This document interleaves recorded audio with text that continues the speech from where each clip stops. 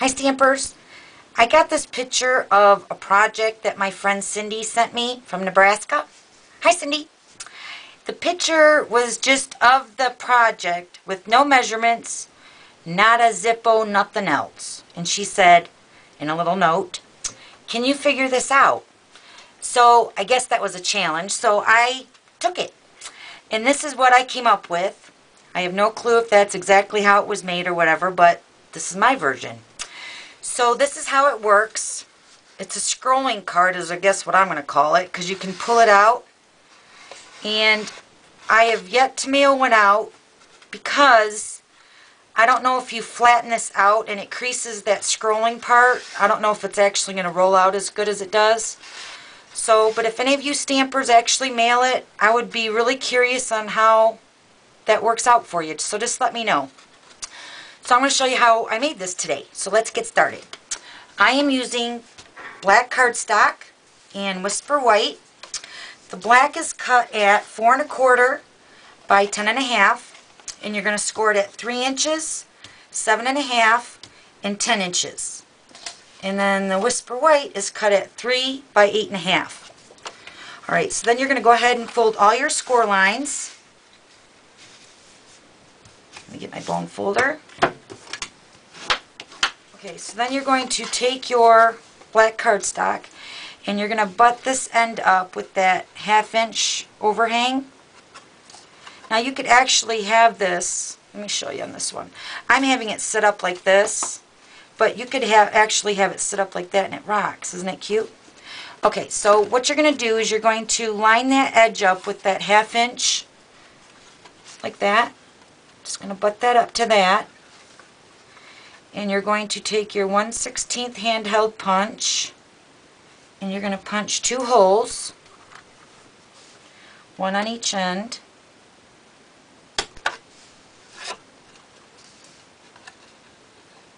Make sure they all line up with your punch line here. Can't see it. Black. Okay, I guess right there. I gotta hold it up to the light. Alright, so just punch your hole right there. Okay, so then you're going to open your black cardstock up, and then I'm going to adhere my Whisper White inside with my snail. I'm just going to apply one strip of adhesive on one end, and I'm going to adhere this not to the 1/2 inch score line there. I'm going to adhere it to this end, and you want to do it right between those punch outs. So adhere that down. And then you're going to go to the punch lines here. And this is going to fold up right between here. I'm going to show you here. So you're going to put a brad where your punch out is.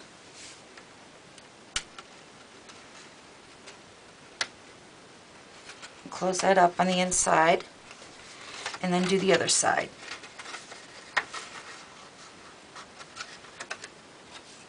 And that's pretty much your scrolling part of your project. So then it just sits inside there. Can you see that? And then when I pull it, it's going to come out. But it's coming under. I don't know if you can see that. I hope that's picking it up. But it's going to go up underneath that 1/2 inch line in between the 2 brads.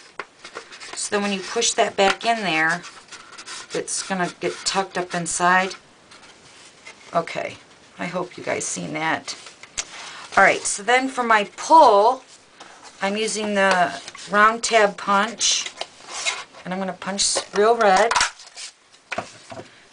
using my black ink. And I'm going to use that Ahoy Matey stamp set. I'm using the little tiny bird. I'm going to fold this in half. Isn't that cute? I'm going to stamp my little bird on there. Okay, then I'm going to go to the inside of my scroll. I'm going to pull it out as far as it'll go without bending it. And then I'm going to stamp "You are invited." I love that. Stamp that in black. And then I'm going to to stamp a little anchor. Top and the bottom. Of course you could, add it actually forward invitation. You could, do date, time, place, all that. Okay, so then I'm going to take my creamy caramel and my dabber, and I'm going to kind of distress this so it looks like a treasure map type of thing. I'm just going to go over the edges with my dabber. The edges first is easier because I'm going to go over the inside of it. This all white here, that's going to be all done with my dabber too. I like the edges a little bit darker. Okay, so then I'm going to take my dabber and I'm just going to lightly go over my Whisper White, kind of like to age it. Distressing it, whatever you want to call it. Alright, enough of that. Okay, so you just take your dabber and you're going to kind of like age that, I guess, a little bit. Then I'm going to take my round tab end punch here. I'm going to put adhesive on that. And I'm going to take these ends right here, these little curvatures. I'm going to line this up with the edge of my Whisper White as a guide. And then just seal that down. And then that's going to slide in there so they know to pull that. Cute.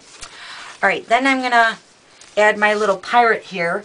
Now, with the little whiskers, all I did was just take the black marker after I colored in his skin tone with the Blush Blossom, and then I just took the little fine tip of the black marker and I just dotted it so it kind of gave him like a burly looking face.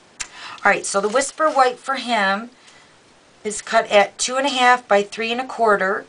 And then the real red cardstock is cut at 2 3/4 by 3 1/2.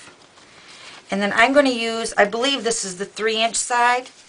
So what I'm going to do is I'm just going to line him up here.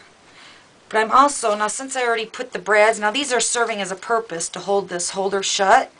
But I'm going to go ahead and punch 2 more holes here just to kind of balance it out.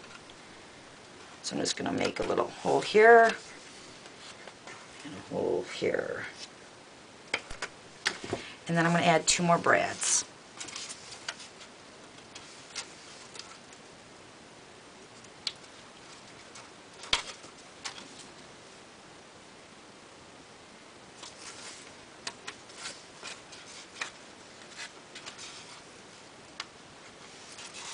Okay.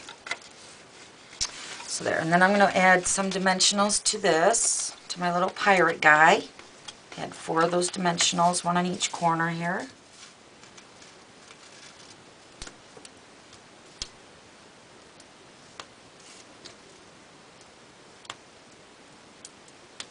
Oh, it's not coming off. Alright. So now I'm going to go ahead and add my little pirate in between all those brads I have on my project here. Like that. Okay, so let's see it. Isn't it cute? I love it. Alright. Thanks, girls. We'll see you later. Bye.